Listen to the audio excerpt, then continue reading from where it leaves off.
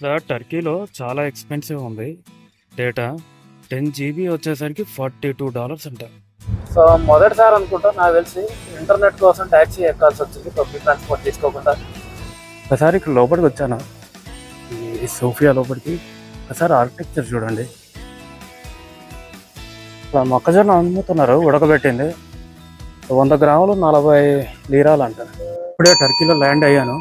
ఇక్కడ పాస్పోర్ట్ కంట్రోల్కి వచ్చాను. ఇమిగ్రేషన్ అయిపోయిన తర్వాత మళ్ళీ మాట్లాడు. ఇప్పుడే ఇమిగ్రేషన్ అయిపోయింది, పాస్పోర్ట్లో స్టాంపు కూడా కొట్టారు, ఎంట్రీ స్టాంపు.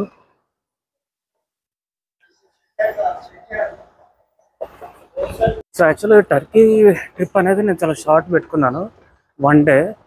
నేను వేరే దేశానికి పని మీద వెళ్తూ మధ్యలో టర్కీలో 1 డే బ్రేక్ తీసుకుంటున్నాను.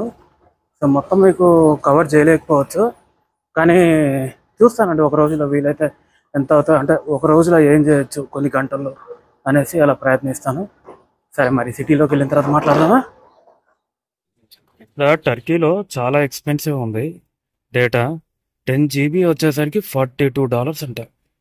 సో దీనికంటే నాకు తెలిసి ఇంటర్నేషనల్ రోమింగ్ ఎనేబుల్ చేసుకుంటే చీప్ పడుతుందేమో అనుకుంటున్నాను. చూడండి, ఇంతగా ఇక్కడ కౌంటర్లో అడిగాను కార్ ఎంత అవుద్ది అనేసి, సిటీకి వెళ్ళి రావడానికి, ఇస్తాన్బుల్ సిటీకి. ఇక్కడ ఇస్తాన్బుల్ ఎయిర్పోర్టు దూరంగా ఉంటుంది, సిటీలో ఉంటుంది, చాలా దూరం ఉంటుంది. సో సిటీకి వెళ్ళడానికి అడిగాను, అడిగితే వాళ్ళు $130 అన్నారు. అంటే 10,000 కంటే ఎక్కువ, చాలా ఎక్కువ అనిపించింది. 10,000 సిటీకి వెళ్ళి రావాలంటే చాలా ఎక్కువ అనిపించింది. సో ఇక్కడ మళ్ళీ టర్కిష్ ఎయిర్లైన్స్ కౌంటర్లో అడిగితే వాళ్ళు ఇక్కడ బస్సు ఉంటుంది, కింద బస్ ఫ్లోర్కి వెళ్తే మనకి తక్కువలో వెళ్ళొచ్చు, మళ్ళీ అక్కడి నుంచి అదే బస్సు ఎక్కి వెనక్కి రావచ్చు అని చెప్పారు. సో ఇప్పుడు నేను బస్ దగ్గరికి వెళ్తున్నాను, లిఫ్ట్లో వచ్చాను, బస్సు లాగే ఫ్లోర్కి. ఇక్కడ ఉన్నాయి జనాలు, కొంతమంది లైన్లో ఉన్నారు. అండ్ దీనికి ముందు ఏంటంటే నేను మనీ ఎక్స్చేంజ్ చేసుకోవాలి, నా దగ్గర లోకల్ కరెన్సీ లేదు. ఇప్పుడు చూస్తున్నాను ఇక్కడ, ఇంత ఎయిర్పోర్ట్లో అడిగితే చాలా వెరైటీ, ఒక్కోళ్ళు ఒక్కో రేట్ చెప్తున్నారు. సరే, ఇక్కడ ఏమైనా బయట ఉంటుందేమో చూద్దాం అనేసి వచ్చాను. యాక్చువల్లీ ఏమైందంటే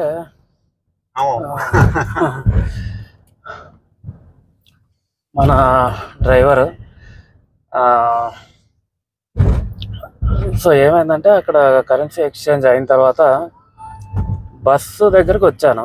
బస్సు కూడా తక్కువ ఏం లేదు, 260-300 లీరాలు ఉంది. అంటే ఆల్మోస్ట్ $15 అలా ఉంది బస్సు, ఒక్క 1 వే వెళ్ళటానికి. మళ్ళీ రావడానికి ఒక $15, మళ్ళీ అక్కడ తిరగడానికి మళ్ళీ ఏదైనా ట్యాక్సీలు అది ఇది పట్టుకోవాలి. సో నాకు అనిపించింది ఇదంతా చేస్తే కనుక ఆల్మోస్ట్ నేను పెద్దగా సేవ్ చేసేది ఏం లేదు బస్సులో వెళ్తే కనుక. అంటే అక్కడ వెళ్ళి అక్కడ ఏదైనా హోటల్లో ఉండేటైతే అప్పుడు బస్సు చౌక పడుతుంది. మనం ఉన్న 4-5 గంటలు ఏదో తిరిగేసి మళ్ళీ వెనక్కి రావాలంటే కనుక చాలా ఎక్కువ పడేటట్టు ఉంది బస్సు. అంటే పెద్ద మనకేమి పెద్ద కలిసి రాదు. ఏమన్నా మిగిలితే కనుక ఒక 40% సేవ్ అవ్వచ్చు, 40% వరకు మనకి ఏమన్నా మిగలొచ్చాము బస్సులో వెళ్తే. కానీ ఇప్పుడు 40% ఇప్పుడు అర్ధరాత్రులు ఆ బస్సులో అవి పట్టుకోవడం వెళ్ళటం ఎందుకనేసి మనోడు తీసుకెళ్తా అంటాను. అక్కడ ఎయిర్పోర్ట్లోనే మాట్లాడుకొని బయలుదేరాము. సో సిటీకి వెళ్ళిన తర్వాత కొద్దిగా డీటెయిల్గా కవరేజ్ చేస్తాను. ఇంకా వెళ్తున్నాము, సిటీకి వెళ్ళే దారిలో ఉన్నాము. ఇందాక ఒక విషయం చెప్పలేదు మీకు, ట్యాక్సీ తీసుకోవడానికి ఇంకొక కారణం ఏంటంటే ఇంటర్నెట్ వచ్చేసరికి ఇక్కడ టర్కీలో చాలా ఎక్స్పెన్సివ్, చాలా ఖరీదు. నాకు 10 గంటలు చాలరా ఇంటర్నెట్ అంటే $40 అన్నాడు. అంటే 3,500 సుమారుగా. 10 గంటలకి $3,500 అడుగుతున్నాడు ఇంటర్నెట్. ఇప్పుడు నేను బస్సులో వెళ్ళాలంటే నాకు కంపల్సరీ ఇంటర్నెట్ కావాలి. అక్కడ దిగిన తర్వాత ఎక్కడికి వెళ్ళాలి, ఏంది, నడవడం అదంతా. సరే, ఇంకా మనోడు ఉన్నాడు కదా, ఈయనైతే కనుక మనకి ఇంటర్నెట్ అవసరం లేదు. మనం ఈయనకి చెప్తే ఎక్కడికంటే అక్కడ తీసుకెళ్తాడు, వైఫై హాట్స్పాట్ ఇస్తాడు. సో ఇప్పుడు మన బస్సులో వెళ్తే ఏదైతే మిగులుద్దో అది ఇంటర్నెట్కి పెడతాం అనమాట. సో ఇదే ట్యాక్సీ వెళ్తే కనుక మనకి ఇంటర్నెట్ అవసరం లేదు, మనోడిది ఇంటర్నెట్ ఇస్తున్నాడు, అది వాడుకోవచ్చు. అలాగే ఎక్కడ పడితే ఆయన తీసుకెళ్తాడు, మనకు కావాల్సిన చోట తీసుకెళ్ళి ఆపి తీసుకురావడం, మొత్తం చూపించడం అవన్నీ చేస్తున్నాడు. సో మొదటిసారి అనుకుంటా నాకు తెలిసి ఇంటర్నెట్ కోసం ట్యాక్సీ ఎక్కాల్సి వచ్చింది, పబ్లిక్ ట్రాన్స్పోర్ట్ తీసుకోకుండా. ఇంకో విషయం ఏంటంటే, నేను ఏ దేశంకి వెళ్ళినా కూడా ఫస్ట్ ఒక 4 రోజులు రీసెర్చ్ చేస్తాను దాని గురించి. ఎక్కడెక్కడికి వెళ్ళాలి, ఏంటి, ఎలా ఉంటుంది, సెక్యూరిటీ అదంతా కూడా.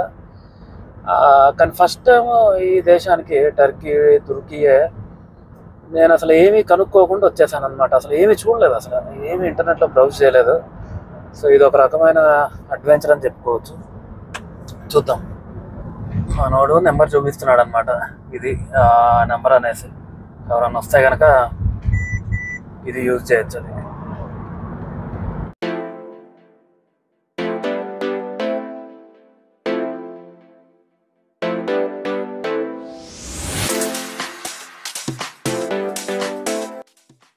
ఇప్పుడు మనం హాగియా సోఫియా దగ్గరికి వెళ్తున్నాము. ఆ వెళ్ళే దారిలో రోడ్లు ఎలా ఉన్నాయనేసి మీకు చూపిస్తున్నాను అనమాట. బాగానే ఉన్నాయి రోడ్లు, సిటీలో అయితే బాగానే ఉన్నాయి. మనం ఇప్పుడు టనల్లోకి వెళ్ళబోతున్నాము. ఇస్తాన్బుల్లో చాలా టనల్స్ ఉన్నాయి, దాంట్లో ఇదొక పొడవాటి టనల్.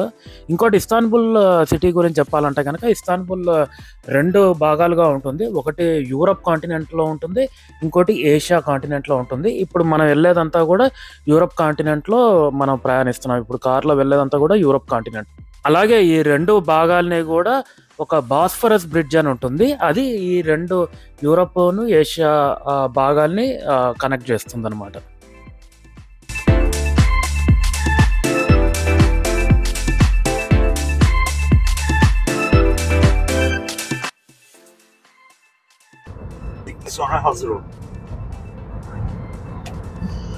మనోడికి ఇంగ్లీష్ రాదనమాట. సో టర్కీ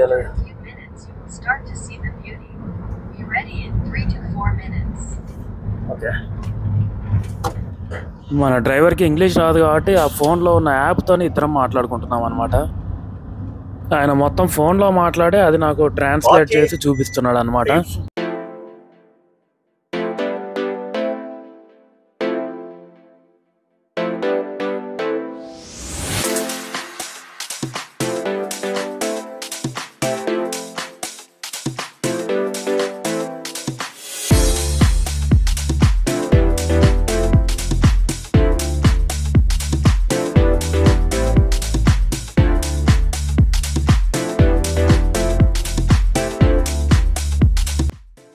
ఇప్పుడు మీరు కుడివైపు చూస్తుంది మెడిటరేనియన్ సముద్రం అండి. మనం చదువుకొనే ఉంటాం స్కూల్లో, గుర్తుండే ఉంటుంది జియోగ్రఫీలో.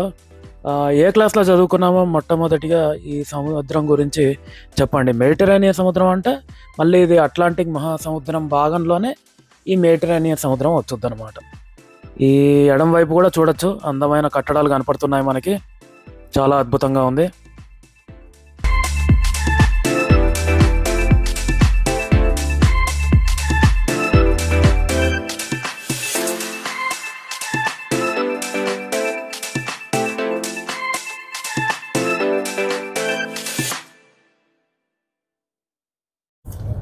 ఈ ముందు అద్దం ఉండడం వలన కార్లో కొద్ది గ్లాస్ మీద షైనింగ్ వస్తుంది అప్పుడప్పుడు, అయినా మీకు బాగానే ఉందని అనుకుంటున్నాను. ఈ ప్లేస్ పేరు సుల్తానామెట్ అంటారండి, సుల్తానామెట్. ఇప్పుడు మనం సుల్తానామెట్ ఏరియాలో ఉన్నాము. ఇదంతా కూడా మొత్తం స్ట్రీట్ షాపింగ్ ఇలా ఉంది.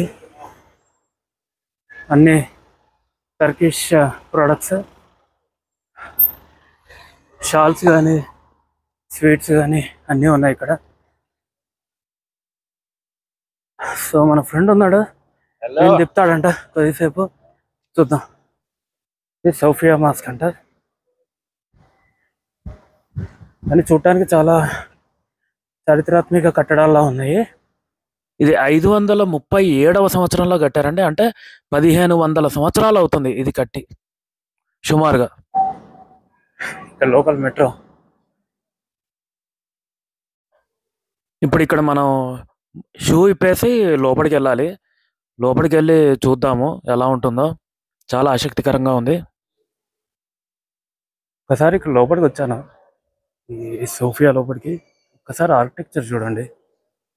ఇది మొదట రోమన్ ఎంపైర్ వాళ్ళు ఆ చర్చ్ కోసం కట్టారండి. తర్వాత ఆటోమన్ ఎంపైర్ రాజ్యంలో దీన్ని మాస్క్గా మార్చారనమాట.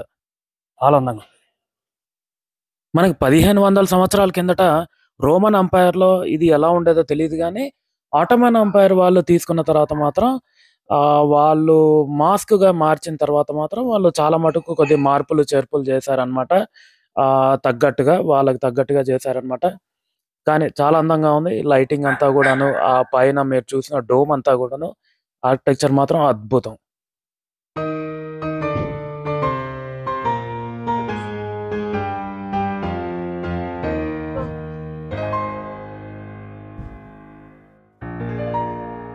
చుట్టూ చూపిస్తున్నాను.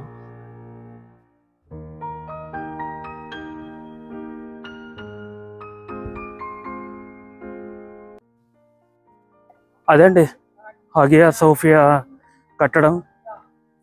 సో ఆర్కిటెక్చర్ మీకు నచ్చింది అనుకుంటున్నాను. మరి నెక్స్ట్ తదుపరి ప్లేస్ ఏంటో చూద్దాం. ఇక్కడ టర్కీలో ట్రామ్స్ ఇవి.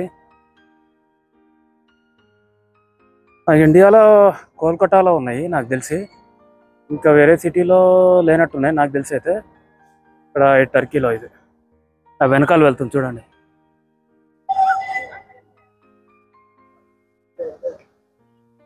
మొక్కజొన్న అమ్ముతున్నారు ఉడకబెట్టింది. 100 గ్రాములు 40 లీరాలు అంట. 40 లీరాలు అంటే సుమారుగా 120-200 రూపాయల వరకు అనుకోండి. So where are we going next? Now actually we turn back in our place. We offer you something. Driver will take you different place. Okay fine. So ఇప్పుడు వీళ్ళది ఒక షాప్, సార్ వీళ్ళది ఒక షాప్ ఉంది. సో ఆ షాప్కి వెళ్ళి మనం అక్కడి నుంచి నెక్స్ట్ ప్లేస్ ఏంటనేది చూడాలి.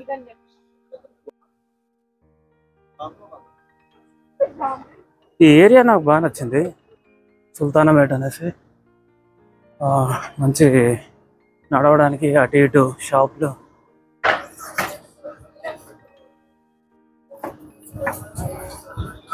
షాల్స్ చాలా ఉన్నాయి ఎక్కడ పట్టినా. ఇక్కడ ఇంకోటి టర్కీలో పిల్లిలు చాలా ఎక్కువ. ఎక్కడ కట్టినా పిల్లిలు కనపడుతున్నాయి.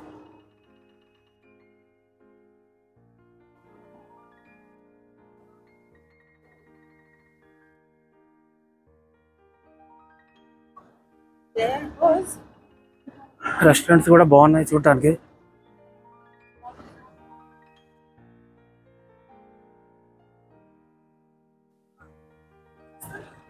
గిఫ్ట్ షాపులు. ఇక్కడ షాప్ వాళ్ళు కూడా మంచి ఫ్రెండ్లీ ఉన్నారు. నా దుబాయ్ నుంచి ఇస్తాన్బుల్ వచ్చే ఫ్లైట్ కాస్త లేట్ అయింది, లేదంటే ఇంకొద్దిగా 2 గంటల ముందు వచ్చామని షాపింగ్ అంతా కూడా ఇంకొద్దిగా బాగా చూసేవాడిని. రాత్రి మీకు చూపించేవాడిని కూడా లోపలికి వెళ్ళి అన్ని షాపులు లోపలికి. టర్కీ అనగానే మనకు గుర్తొచ్చేది రగ్గులు.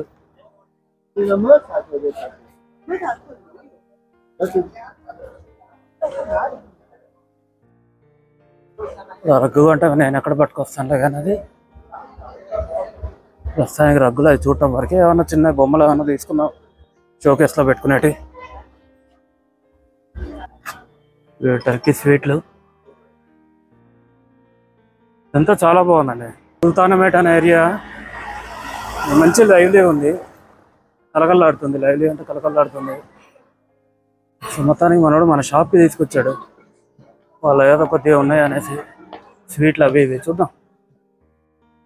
వచ్చే వారం మన టర్కీ స్వీట్లు రుచులు, అలాగే బాస్ఫరస్ బ్రిడ్జ్ ఏదైతే యూరప్ ఏషియా ఖండాన్ని కలుపుద్దో అవన్నీ కూడా చూద్దాము. ఉంటాను మరి, బాయ్.